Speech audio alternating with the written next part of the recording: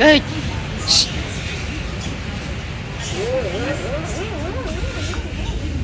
पकड़ो इसको, पकड़ो पकड़ो जल्दी, पकड़ो पकड़ो पकड़ो पकड़ो इसको। ये देखो, ये देखो।